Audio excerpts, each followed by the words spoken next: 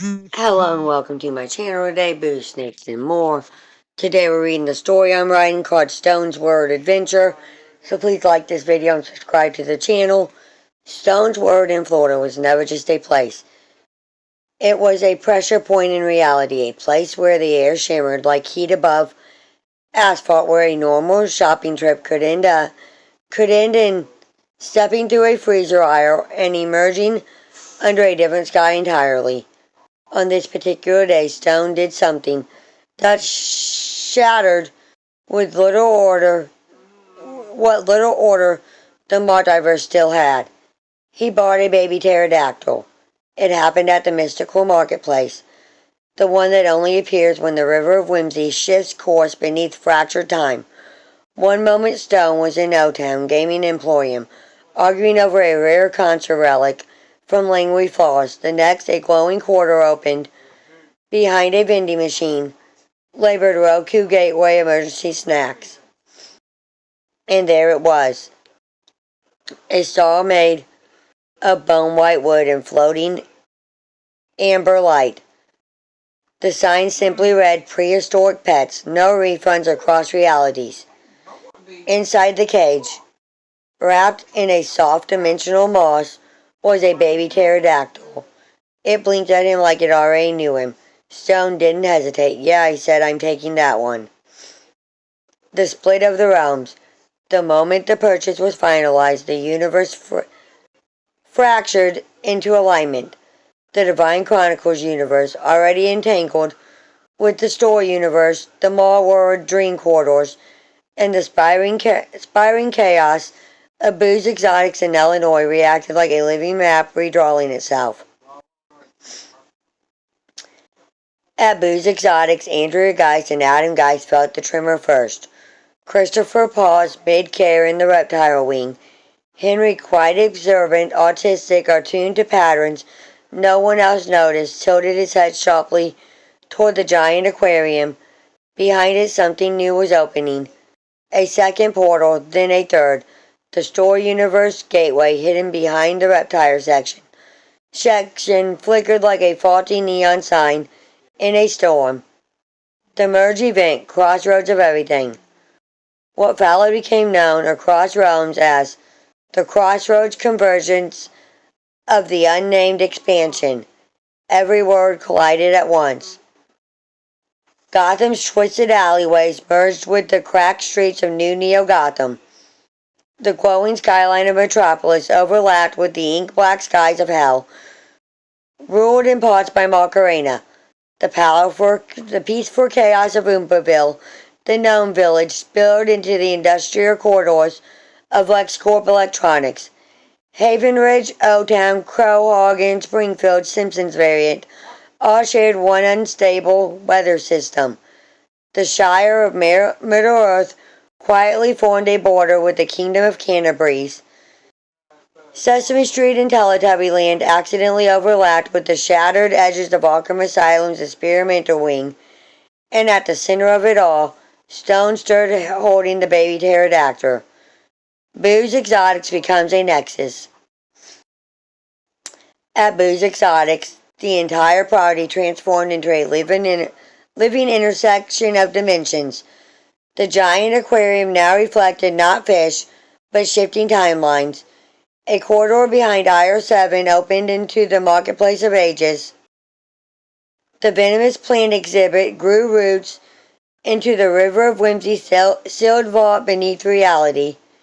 A forgotten RV near the back lot, owned by Mike Dunn, Andrea Geist's uncle, began humming with portal energy.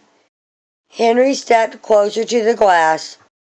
He saw it before anyone else did. A tiny version of the baby pterodactyl Stone had bought, flying through Mallworld's Ocean Food Court. It was already slipping between worlds. Mallworld awakens. In Mallworld, the Ocean Food Court expanded. Tables floated in midair. Escalators led into clouds.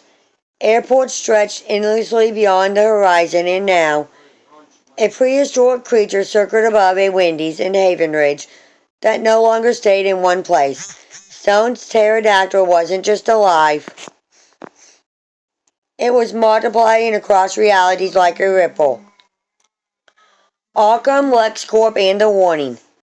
In Arkham Asylum Craft Wing, Dr. Edmund Hell monitored readings from a forgotten corridor that once connected to LexCorp electronics. His screens flickered. Temporal overlap detected. Prehistoric anomaly replicating across food courts. Reality compliance failing in 14 zones. At LexCorp, automated AI legal systems flagged a new classification. Unregistered time species. Paranormal class. In Gotham's Daily Planet news center, headlines began writing themselves. Baby pterodactyl sighted in multiple dimensions. Stone of Florida identified as Cross-Realm anchor point. The River of Whimsy breaks open. Deep beneath everything, the River of Whimsy surged. Its sealed magical vault cracked open. Inside were forgotten timelines, broken bridges from Ember Hollow,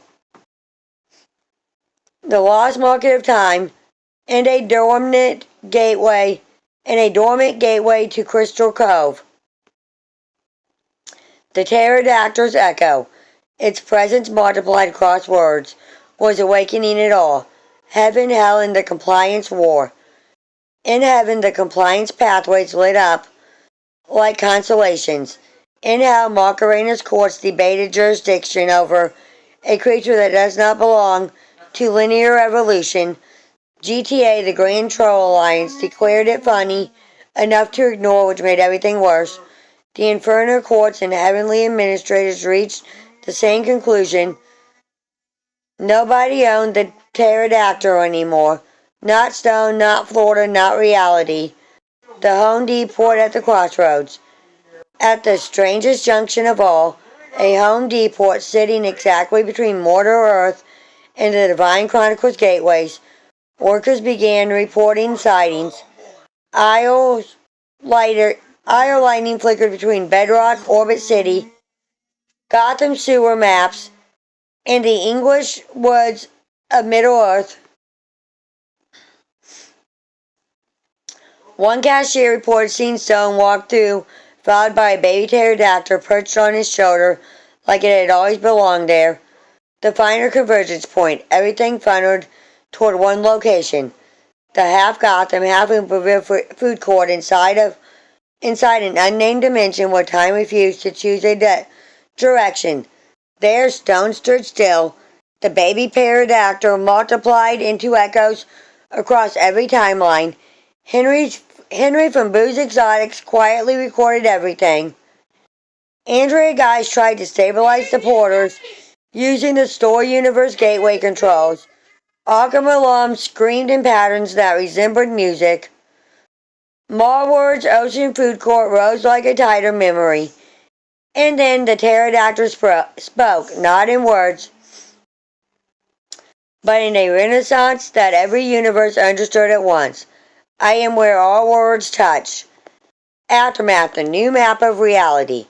When things finally stabilized, nothing returned to normal, because there was no normal left. Instead, the multiverse reorganized. Boo's Exotics became a permanent nexus station.